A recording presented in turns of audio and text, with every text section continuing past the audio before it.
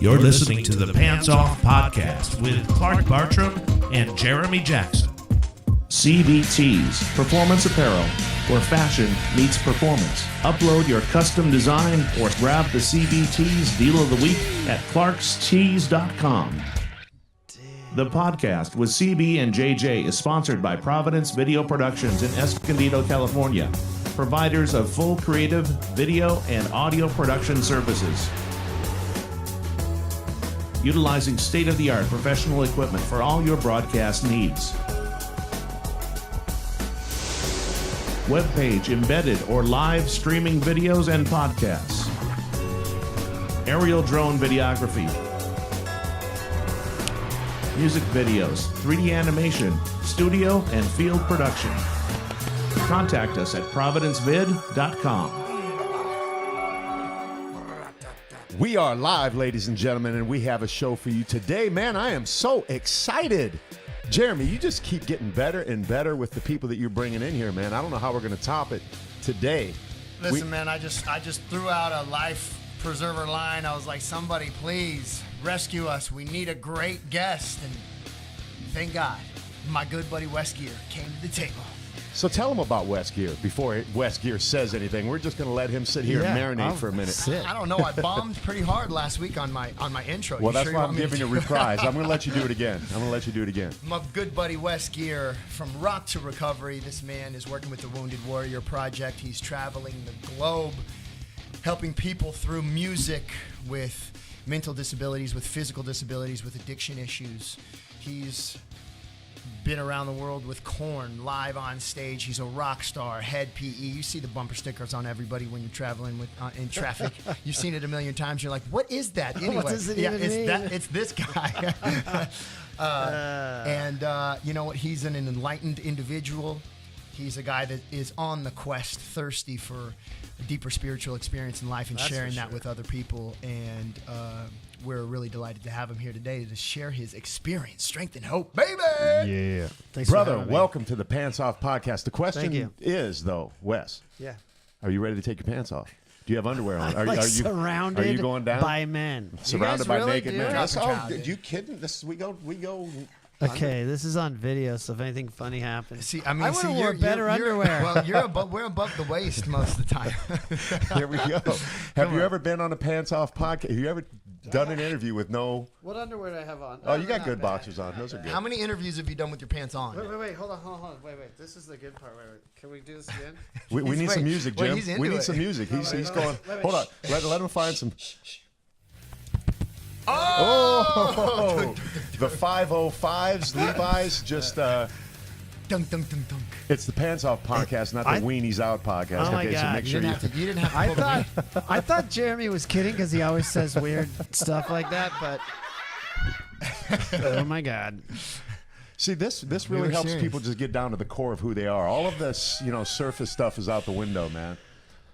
I feel weird. Dropping knowledge, experience, and trowel. But since we made you take off your pants, I want to give you a shirt because you saw the commercial for CBTs. That's my line. And What do you think? That was hopefully made you're a special Bruce for you. Lee fan. You like that Nice. power right there. Look I at love that. it. I like All right. it. See that at home? See, it says Power. Power. I got the power. Who doesn't love Bruce Lee? Be like water. That's my favorite quote. That's my of his. favorite. Yeah. So welcome to the podcast, though, seriously, Wes. I'm thankful that you're here today, and I'm really excited to learn from you about what you're doing with Rock Through Recovery and all this sort of stuff that you got Thank going you. on. But one thing I don't like is that you're better looking than me, and that's pissing me off right now. Oh, man. Maybe I'm not. How old are you? I don't think so. How old are you? I was sitting there staring at you in the intro going, we have the same amount Same of gray gray. hair in the chin, similar eye color. I was like, man, my haircut looks just like him. I don't know. You Googled me. You Googled me I and don't copied really my know look. how we could equate that one's better than the other, to be honest. I think when you get up, we get up like 40 plus, you start being used to like most guys not looking Is that great. what it's like? And then when they don't, I don't know. I'm 38 for the record at home. I'm close to. I'm only 37. Clark's got. I got you guys by a little a bit. few years. Oh, shit, I'm old, man. But Jim, thank can you for the scoot over? thank you for the absolutely. compliment. Yeah. No, it's true, man. So Camera over. catch us up, man. What's going on? Jeremy's really stoked on the Rock to Recovery thing, and I know you got him active and participating. That's a cool thing. I mean, I'm a sober dude. That's where that started, and kind of turning what felt like things I could be, have self-pity over. Like, I'm a musician, right? It's hard to make money as a musician. I'm a sober guy. Oh, poor me. And so it was really about changing that whole dialogue in my head to like, okay, God, universe, whatever, wherever you want me, show me how I can be a musician and a sober guy and put it to use and help people and make a living. And I'm not even kidding. In these meditations I was doing, I was saying, I don't want to work too hard either, which, I mean, that's kind of a funny statement, but once you love what you're doing, it's like, now I'm a workaholic, and I have little life. I did go out and have dinner with you. It was a nice dinner. Yeah, it was a nice dinner. But the point is, I get non-musicians to play music. That's what we do, and we put in all sorts of treatment settings, mental health, wounded warriors, addiction, girls with eating disorders, guys with eating disorders for that matter. But we take it everywhere we can. We haven't found a spot that it hasn't worked. Somehow I stumbled on this methodology where I could take any group of 10 people who played or not played, most of which haven't played, the average human. And by the end of an hour, I'll have them all singing and playing, and we'll write a song together. That's awesome, man. I love that. Really cool. Music It is is so cool. healing, right? I mean, It's such so a beautiful healing. thing. I think we got some B-roll of it. Yeah, let's B-roll. check out what our buddy Wes is doing. You guys are high tech. Oh, we don't play games There's here. a lot of gotta- people out there that haven't seen it yet Yeah. that definitely want to see it.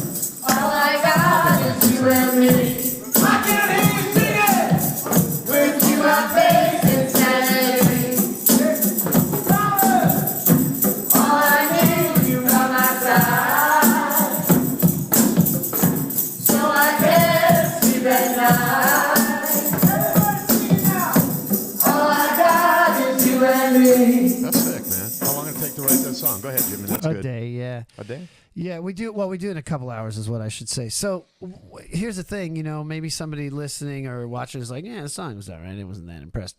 It's so not about that. If you know the stories of each of those veterans, the cat sitting down, I forgot his name because that was one of the first times we went to Nellis Air Force Base in Las Vegas. The guy playing guitar wouldn't leave his house. He had so much PTSD and he couldn't be around anybody. What's that called? Agoraphobia?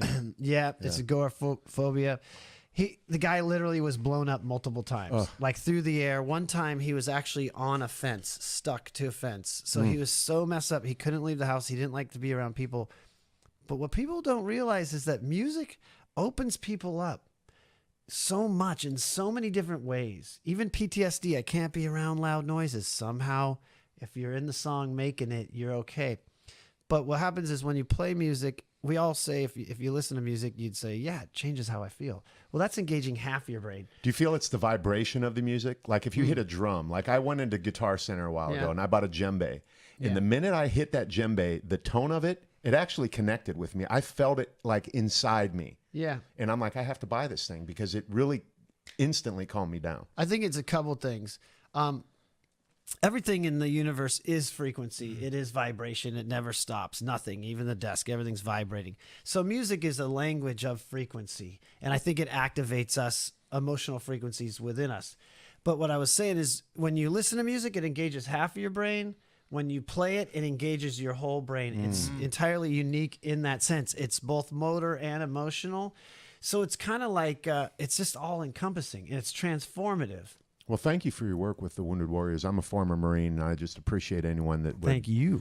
Oh, absolutely, man. That would give their time away to helping people who won't come out of the house, man. That's some serious stuff. It seriously is, yeah. It's you can't believe it. And they're so grateful. They're like, thank you, thank you, thank you. It's like, I'm just bringing a guitar to y'all. You guys like put your life on the line to keep us free, and nobody will ever know your story. You know what I mean? Yeah. Not ever, but you know, and we put out a dumb record on MySpace and people are like, yay, your band. It's like, man, who cares about our band? It's like you vets and the Warriors. Those are the heroes. So it's an honor to serve. It's great to evolve because when you have your gift at a young age and where you're really not ready to handle the responsibility that goes with this, and then there's that transitioning point in your life where you realize your gift was given to you to really enrich other people's lives. That's exactly what it was. And, you know, when you're out there, check out my MySpace page and all this stuff. A lot of people listening don't even know what that is, man. You know what I mean? That's shameless self-promotion. It was Facebook before Facebook. But, you know, yeah, when you change the paradigm of your existence from check me out, like me, do you like me, filter, am I handsome, to like, hey, can I help other people?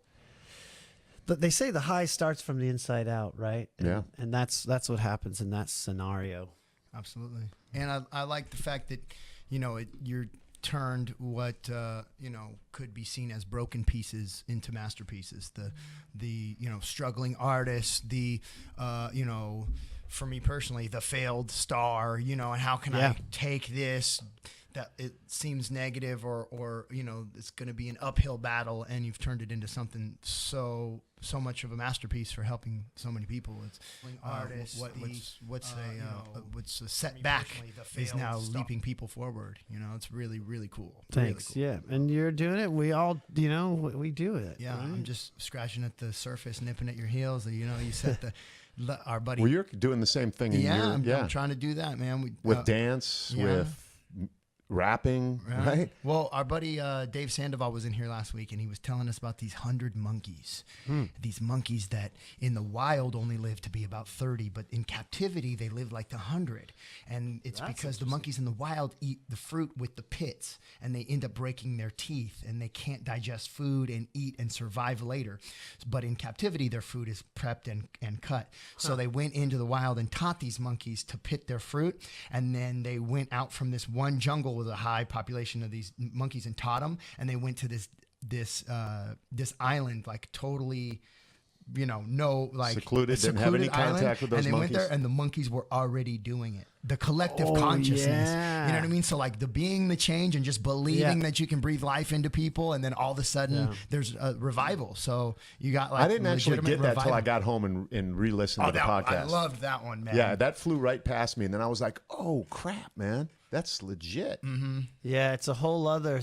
There's a whole other story there of how did the other monkeys know, and that we could hypothesize, but we don't know. Right. You know, it's the collective consciousness. It's a change, man. Science is doing it with not being able to crystallize certain things, and then once they do it, it starts happening around the world. So like, it's the perception, it's the just belief. It's send doing me a link first. to that article.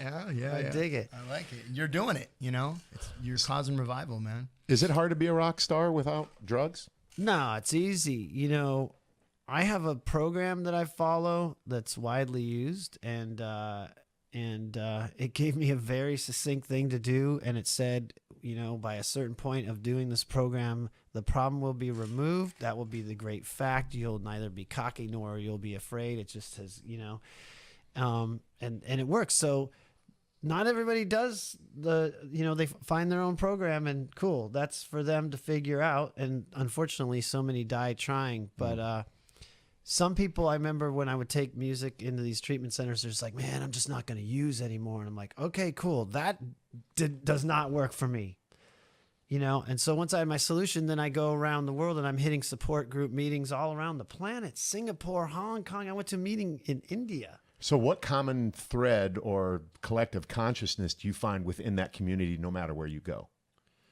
Well, we speak the same language, right? There's something that goes on, which is the causes and conditions of using, you know, and it was kind of a view on life that's similar between all of us, you know, and how we deal on life and have a problem dealing with life. So is that the main cause for addiction, you think? A problem dealing with life? Yeah, you know, most people that have addiction, they don't want to feel. Yeah. So when you're always running to numbing yourself out and you try to stop numbing yourself out, you're stuck with the problem. So you've got to deal with the problem, and it's not the drugs and alcohol. That's the symptom, right? That's how you handle your ism. For me, I handle my alcoholism with drugs and alcohol. Take away the drugs and alcohol, and now I got to handle the disease, which is my thinking problem, and it was a spiritual problem too, which I think a lot of people get scared of that word spiritual. But I go back to like, okay, remember football? The girls would be like, you know, hey, we got spirit, right? And you're like, oh, I can get with that, right? Okay, right. So what are they talking about? They're talking about positivity and belief in yourself, right? I love it. I like right? that. It's We as got simple as spirit. that. Yes, we do. We got spirit. How about you? Right. Pom-poms. Pom-poms. Spirit hands, spirit fingers, Yeah. spirit gum. Spirit Airlines? Yeah. Don't fly them, by the way. Yeah. I got so many miles on Spirit Airlines, I won't even use them, and they're free. Yeah.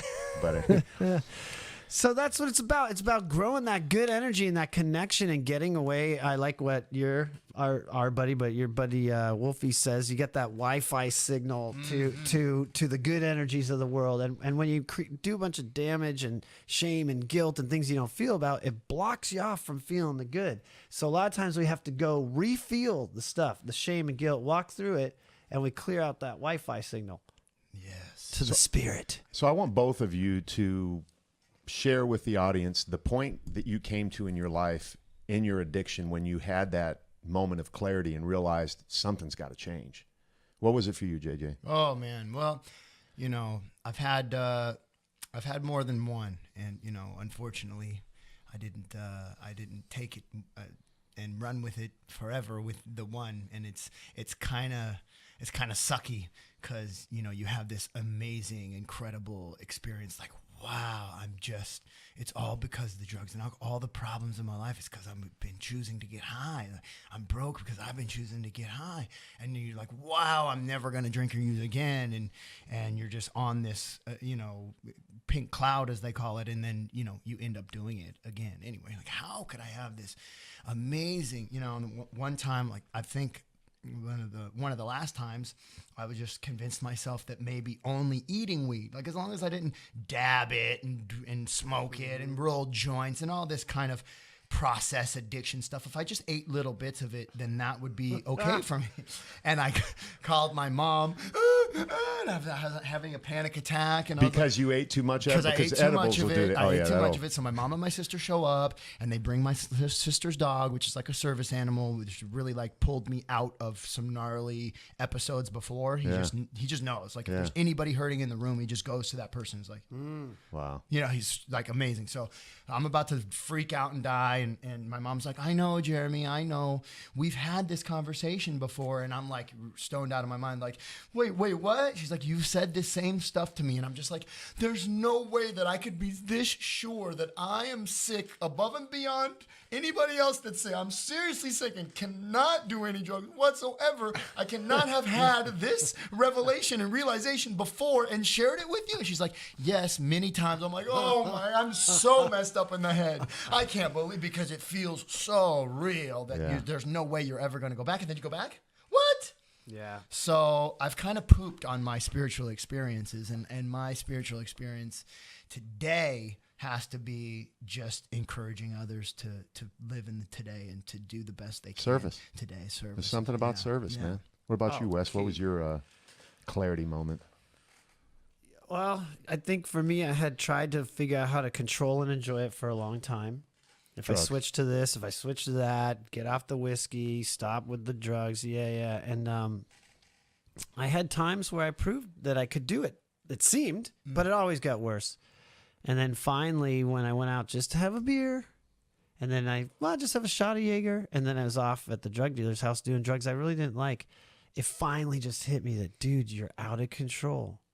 And then I decided to get help because I had tried to control and fix it I told my whole family, I don't do this on my own. And then when I got help, the key thing was that I got knowledge there, which was like, hey, you have an allergy. And that's why when you had a beer, it produced the phenomenon of craving. So, that explained a lot to me. So I think not only did I have to hit bottom and have that willingness, but I also had to get the right information and tools for it to be the bottom. If I didn't have my family and my brother intervene and my mom giving me a little info and, that bottom would have just turned into another bottom. I would have, got kicked out and went somewhere else. Was there an actual intervention? My brother did like a homemade one, which he's so smart, man. He doesn't know anything about it, but yet he did it rad. He just instinctively, he knew what would connect with you. Yeah, he gave. Well, I had to have a consequence because everybody has different bottoms, but mine was like he fired me, and I had already left my first band, Head PE, and then I went to work with him, and I was miserable, like hiding drugs while having an office job. Audio Gear, can I help you? Hold on 1 second. Oh my God, doing heroin in the bathroom and straight up mainlining heroin in the bathroom. No, if I did mainline, I would not be here. I would. There was a old hairspray can in there from forever, and so I would, put it in the lid and then like liquidate it, snort it, and that's what I would do.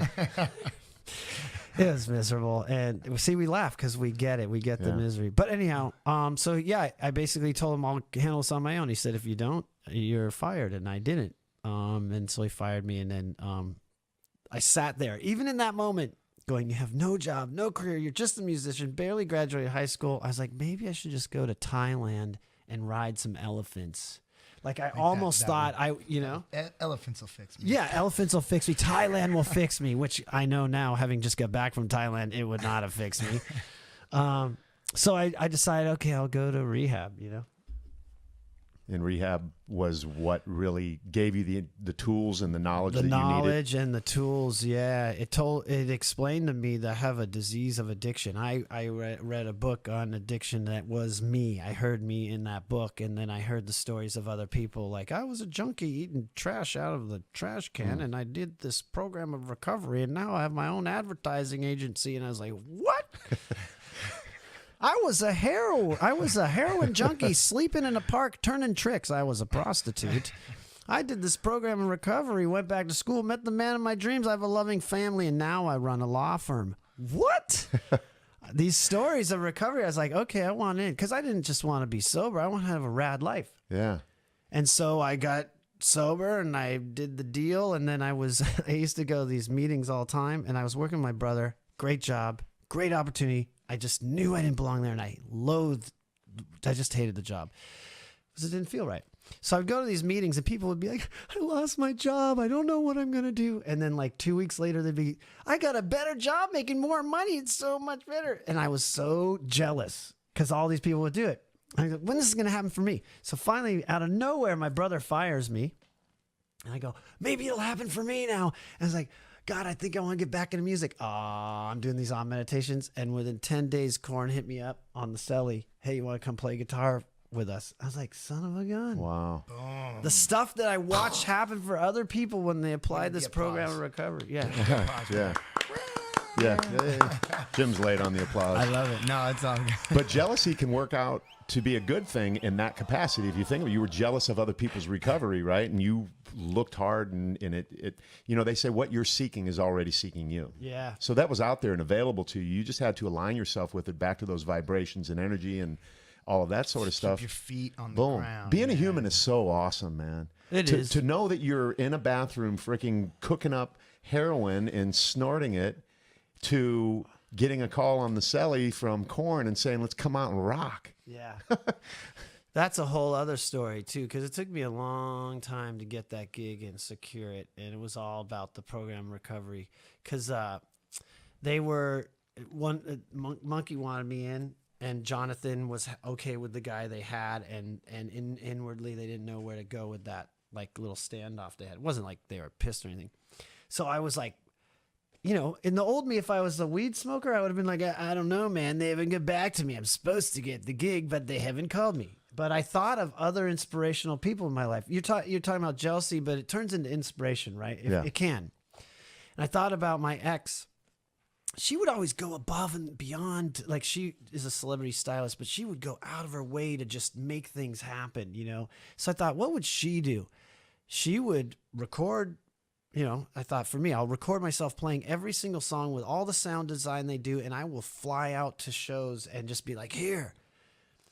Nice. And I took the last of my money, and it's actually a cool story. So did you actually do that? You did the recordings? I did it. I did it. Wow. They sent me a recording that only had 2 guitars on it. Didn't even have drums or vocals because they didn't want it to leak out.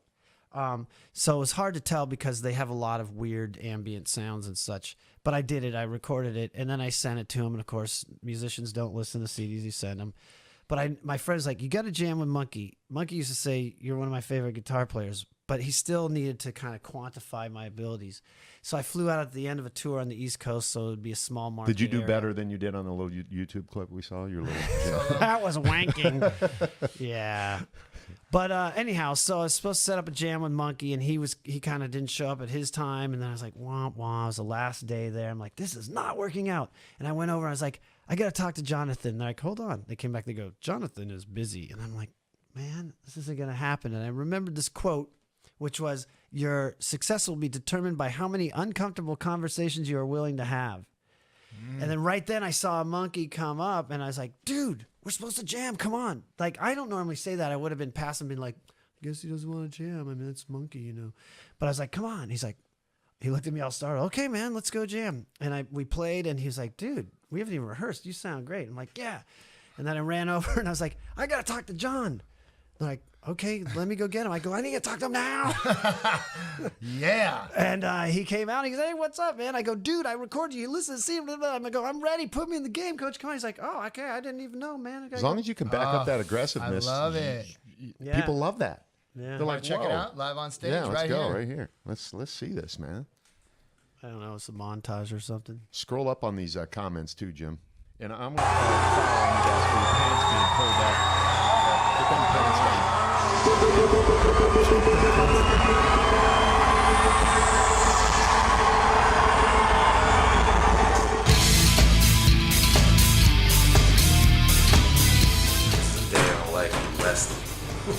This is what we do. We meet each other in the hallway. We don't do much.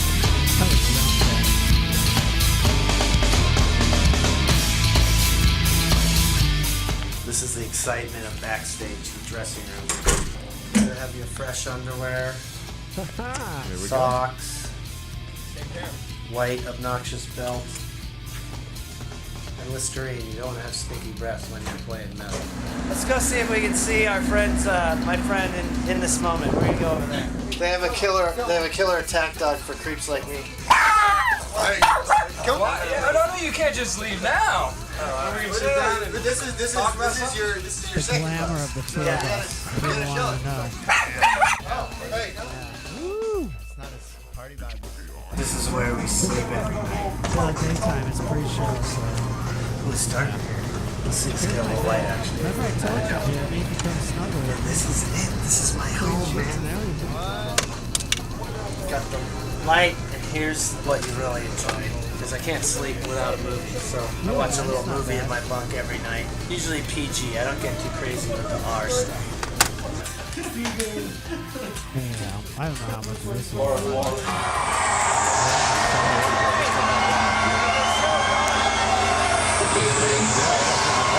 That was a Tacoma guy.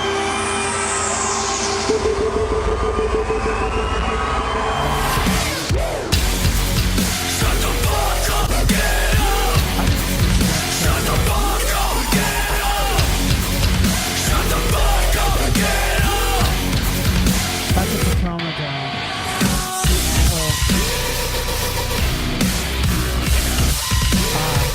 Celia always loves to tell me how it's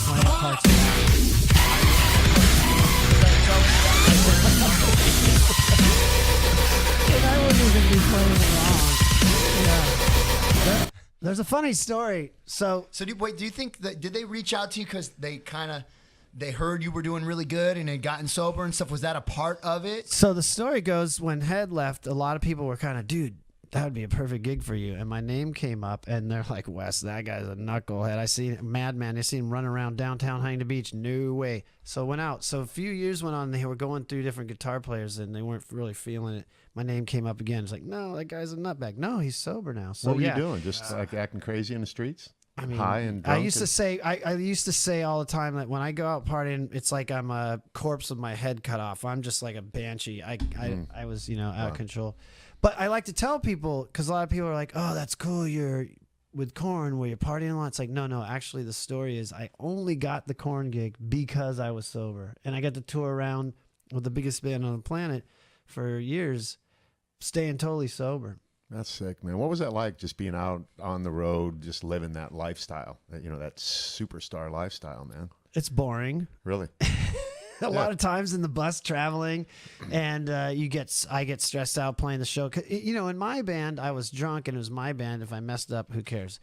But Korn was hiring me as a hired gun, and I got to perform well.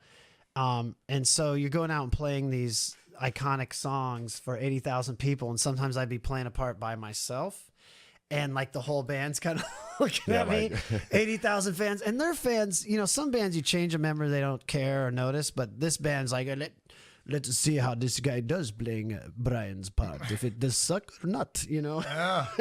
And I have to pull it off, but it was cool. No, the beautiful part was to be totally sober and present for it, where in the past I didn't remember any of it, and to go back and play these same festivals, but instead of being the 2:00 band to headline them, it was friggin' incredible. So on the tour bus, is there an unwritten rule or a written rule that there's no pooping on the tour bus? Or You can't poop. You can't poop. They're not made to handle poop. It smells. Yeah. That's even if you're trucking down the road and you got to go. I mean, what about incense? You pull over. Well, what you do is you do a hot bag, which for you at home, you throw a trash bag in as kind of like a toilet condom, if you will, and you drop your deuce in there, and then you throw it out the window. Whoa! You never threw that out the window, did you? I didn't. Okay, but it's biodegradable. I never did a hot bag. I've done plenty of gross, disgusting things, but never a hot bag. We're thinking about playing a new game called Poos on First, where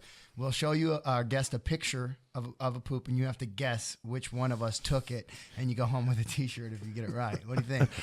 Well, can I know a little bit about your diet prior? Poos on First. Yeah. Just And you think this will be fun or no? Yeah, it could be. All right. Is a picture scratch and sniff? No, they don't make that app yet. Oh, man. Okay, here we go. So Clark's gonna be. Are you gonna show us a fecal matter right now? Here you go. You gotta put it up on the screen. Whose is that? That's Jim's.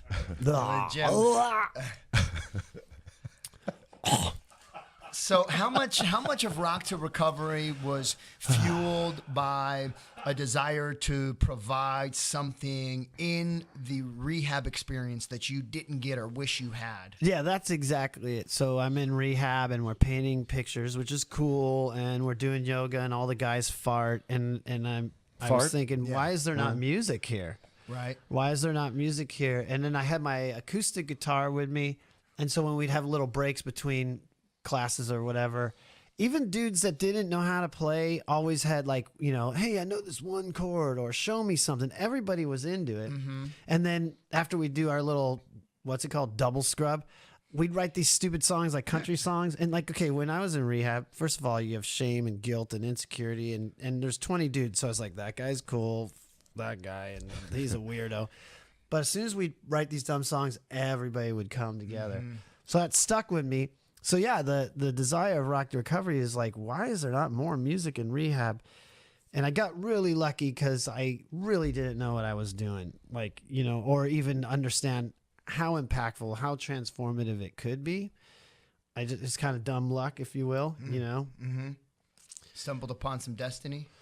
I'm a firm believer that everybody out there listening, everybody in this room, has a very magic and special gift that they can provide, a skill or a talent, a Absolutely. life-changing, world-moving, earth-shaking, Well, I just gift showed Wes give, mine. to give the That world. was a giveaway. That was your dookie? He pooped his name CLARK consecutively.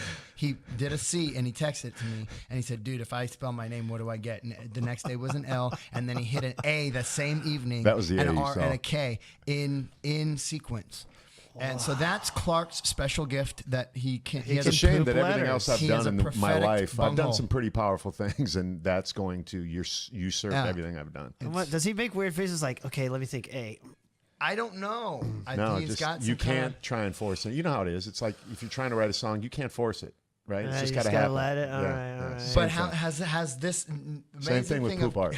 this amazing thing of giving back, because you know, I'm sure you have people just like, dude, Rock to Recovery changed. If it wasn't for that group, I Yeah. don't know if I would have held on. You know, Yeah. that group changed my life. Music changed my life. Now I'm in music, and if it wasn't for music, I don't think I would have stayed sober, or I don't would have got out. You get that all the time. How you can't rest on your laurels. It's cool, right? But Yeah. it's not. It doesn't fix it. You got to continue to keep doing it. For me right? personally? Yeah. Yeah. Because it'd be easy to now get an ego or be like, yeah, that was cool. I changed the world. And Sure.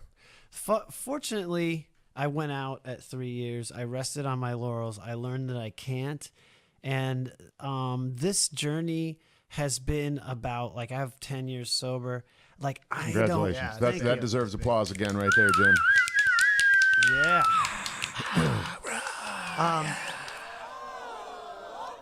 They aren't sure about No, that. they're like, really, dude? I think you're lying. Maybe Jim needs to go into rehab. Here's the thing. There's for how us, big has it impacted your life and recovery to impact others? Because it's like not as It's insane, dude. Yeah. On so many levels. Running a Rock to Recovery session and learning how to deal with sick people and seeing you in each person and realizing just how sick people can get, myself included. You know, putting myself out there, becoming a business owner. Now I employ, you know, I have a staff of 12. I mean, so there's multiple levels. But having a job that I am fulfilled at is hugely incredible. Like, it just, like I was joking earlier about, instead of check out my MySpace, it's more like I'm trying to give to you. Take it if you want it. But I have all 10 of our employees on a text feed here. I had to point at my phone to show you that. remember the word text. Yeah. And so all day we're texting, and, you know, somebody else, we record the song session. Somebody will upload a song and be like, dude, check this out. This girl just lost her mom 3 days ago. And we wrote this beautiful song. She's crying. And so we share these stories. And that's where I came up with the vortex of radness, because what it is in my old disease, it's just taking. But like here, let's say if I help Jeremy and I see Jeremy get, I need help so bad. let's say I help him and I see Jeremy get really stoked and he's happy. That energy comes back to me, right? And then, you know what I mean? And then we start sharing the energy between us, and it becomes like a vortex, you know? Yeah. So like on the phone thing, like I created Rock Recovery. I gave my homies bands I'm a career. They're creating songs with people that are hurting, and we're sharing it. And it's just this vortex of rad energy being shared. And The world needs more vortexes of rad energy. yeah, vortex of Is that, radness. is that That the could be a radical song. aliveness? Is that the new project? Is that what is that?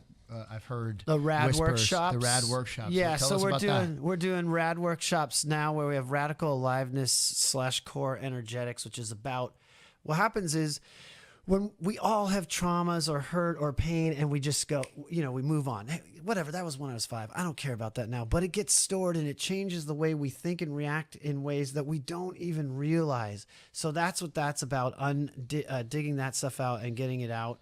And then we do the breath works, right? Which literally gives people out of body spiritual experiences that I don't even try to We've been explain breathing it. 5 times on every episode. Yeah, we'll do that at the end for sure. Gotta And do the then breaths. and then And then and then people are opened up, and then we do Rock to Recovery, pulling in all the informations we got from the other activities. So that's a cool. workshop I want to be part of. So For hey, sure. let's give the listeners something to think about here real quick as it relates to recovery and addiction and all that sort of stuff. Are there any indicators or signs or things that people should be aware of in their own life if they're headed in that direction and they might not realize it? Yeah, you know, I was wondering about what they teach in school these days, because I was taught like an alcoholic was a guy with a green trench coat who peed himself, slept in the gutter, and had to carry around a bag of booze, you know? But for me, I was at the height of my alcoholism getting a record deal, looking cool in my cool clothes. And I think Jeremy can relate to that. So I think what we look out for is like, can you start and stop at any time? If you're sitting there trying to decide, am I or not, you might be, because people that don't have a problem don't wonder if they do or not. They're not trying to prove they don't. So, you know, I like what somebody said in a meeting. They said, you know, if you have a problem, if you're a problem drinker or you have a drug problem, you'll quit and your problems will go away. And if you're alcoholic like me or drug addict like me, when I quit, I'm stuck with all my problems. So if when you stop using, you hate how you feel and you got anxiety and all this kind of stuff, then that might mean that you got some deeper work to do, you know? That's huge, people. You need to really take a look at your life because, again, this podcast is not about anything more than encouragement and enlightening and helping you realize that there's something that you can take away. So you had mentioned something earlier, Wes, about allergies. You talked about having an allergy to alcohol. Yeah. And allergies can creep up on us later in life. You don't always have to have an allergy. I know personally that I used to be able to drink, but at age 54, I can't drink like I used to because it could be one glass of wine that sets me off or 3 bottles of wine that sets me off. And I don't know when that's going to be. I don't know what it's going to be. But I've had some episodes here recently that have caused me to stop. That's why I asked that question, because I was really asking for myself. Oh, I'm being asking for a transparent. friend. Yeah, I'm asking for a friend. But it's because of an allergy, I think, that I cannot handle alcohol. So I don't drink anymore. Nice. Yeah. So if you can't put it down when you want for how long you want, and if you can't say I'm having one beer or one glass of wine and stop with success every time, if you show lack of control, then you might have a problem. It's not control for me. It's reaction to the drink. Sure. I don't know when I might go berserk and do something stupid. So you like get gnarly when maybe angry or whatever. Yeah. Interesting. Well, It was never like are that you- before. It was never like that before. No, right? not Are you at a all. combat veteran? No, I'm not. But you're a veteran. Either way, though, that's gnarly stuff, you know? Yeah, there's been definitely a lot of trauma in that type of situation. There you go. So that's what I'm getting at. You may have maybe tap into some trauma to get down to, you know? Yeah.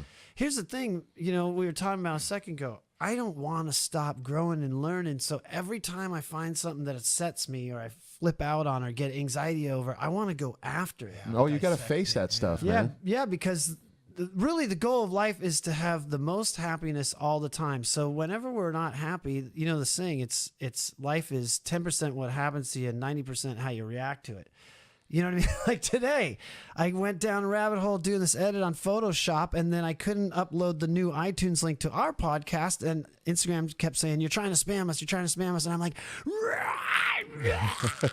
and I'm like, I am losing it, ready to destroy everything over Instagram. Yeah. There's some trauma you need to deal with. But you can apply that to anything, though, right? Yeah, Right. That wasn't Instagram. Who cares? If I had just won $100 billion and the hottest girl in the world hit on me and gave me her number and that happened, I've been like, who cares about Instagram? I'm married to the hottest girl in the world, so she's not available. It'd have to be the second. Is her hottest. name Jeremy? The growth is in the grind. It reminds me of something we were talking about over the weekend. Like, you grow in the uncomfortable situations, Right. in the toughness. And I think that's something that's common in us addicts and alcoholics, that if we don't commit ourselves to uncomfortable situations, to the dissection of the stuff that bothers us, to whether it's gym, whether it's pushing ourselves further with our diet, or whether it's seeking deeper connection to others, or meditation, whether it's just learning a new language. If we're not putting ourselves into something that's grinding, we're gonna look for other things to fight that aren't as productive or constructive. You know what I mean? So Right. Well, you're a warrior, man. You gotta battle something. So why Constantly not battle the struggles in your life instead of doing something that's going to add to those struggles if and make a that's- bigger fight later? If the growth is in the grind, then there's no situation, person, place, or thing that's actually then negative. If everything, if Teaching it, you, yeah. you know, if it comes out, You're learning, yeah. If you're learning, then it's like, welcome. Put me in the wilderness, fasted, tempted. Yeah. I want you to try this. I want it. I'm going to skip it. What is My that? ginger shots. I'm coming out with something called ginger shots. You like ginger? Anti-inflammatory. Who's she? Ginger Rush. Yeah. Ginger Rush. I was going to put a really hot redheaded chick on the label. I saw her. She's she's the second hottest Gilligan's girl. Island. Yeah. You want to try? Me? Yeah. I'm scared. You want to split it? Split it. It's got a bite. There's some stimulants in here. This looks kind of rapey. Try it. I love ginger. So Yeah, it's good. yeah. I love all this. I could just hear. It's not that rapey. No, okay. No, I had it calm down. I put some You did? vanilla You want in it. the Yeah. other half? A little caffeine in there? It's a green tea. There's some stimulants in there. It's like a 5-hour, but with some Yeah, anti-inflammatory no, it's properties, actually detoxifying. a nootropic. It's more of a nootropic than it is an energy. Got some brain I don't even stuff know what in there. nootropic means. Brain vitamins. It's I feel pretty like powerful. I just had cough syrup. It's pretty powerful. little rapey. It's Is it? ginger. Oh yeah, no, this See, is. this is how dumb Wes is. He comes here, we get him to take his pants down. He drinks a bottle of he some drinks something with no off-label label. stuff. Now the part. cameras okay, we aren't can roll even the cameras now. broadcasting. See, now we actually, can Wes, roll. your sponsor called us and asked to see how much you would do. You failed. Oh my God. Man, you guys got me. I'm so stupid. Where can people find you, follow you, jump on the bandwagon, support the cause? Do you do donations? Are you raising charity money for stuff you're doing? When's the next event? Yeah. Okay. much. So many questions. So Rock to Recovery. It's ROCKTO Recovery. You can find us on all the social medias. We do have a nonprofit. We do donate our services to state-funded indigent rehabs, and Beautiful. wounded warriors, and such. I'm I all have over. a lot of people that hit me up and is like, "Hey, do you have any charities you support or whatever?" So I'm gonna Rad. start doing that. Yeah, I'm asking rad. my Facebook people out there that are watching, send some money that What's way, the right? charity It's a again? good cause. Rock to Recovery, and we have a website, rocktorecovery.org. We just launched at this veterans spinal injury clinic, and these cats come in their wheelchairs, and they'll take 10 minutes just to get it so they can get the 3 fingers that work to play the keyboard notes, and they're like, it's their favorite I wanna group. kiss It's those like, fingers. I'm telling you. So, yeah, you can find me on social media, Wes Geer, WESGEER. I post a lot of naked bathroom selfies. I just put the shampoo You bottle, got the abs, bro. So. the flabs. And you were afraid to get in your underwear and you're doing naked selfie. Only Shampoo next to bathrooms. Jeremy because Yeah. Well, you know. Right. Waiting for the If you don't know, punchline. now you know. Yes. Yeah, I like it. Clark made me this shirt, by the way. Let's get some music, Jim, so we can get these breaths going right now. 5 deep breaths. Take 5 it out with deep some breaths, breaths. man. Are we We're getting gonna out take of it. here? Let's get outta Can here. I say one thing? Yes. Hey, man, I believe what he's saying, that everybody has a special gift. But here's the thing. You don't have to be a rock star, super shredded, a millionaire, a baller. You can be you, and you are special. Yes. Just get rid of the stuff that's keeping you from being your true self. Thank you. That was beautiful. Bro. That was a great way to end it. 5 deep breaths, everybody. Let's do it. Here we go.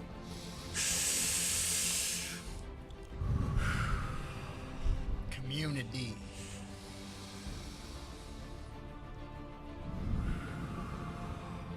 Renewal.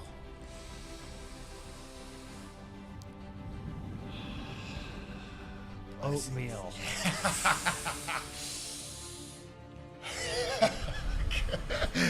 Good laughs, man.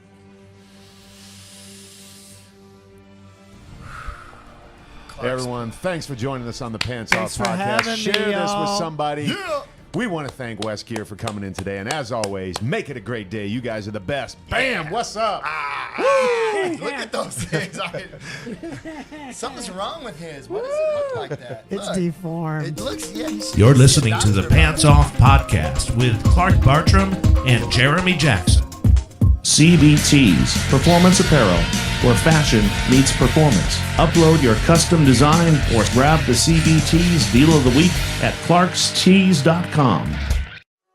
The podcast with CB and JJ is sponsored by Providence Video Productions in Escondido, California, providers of full creative video and audio production services. Utilizing state-of-the-art professional equipment for all your broadcast needs.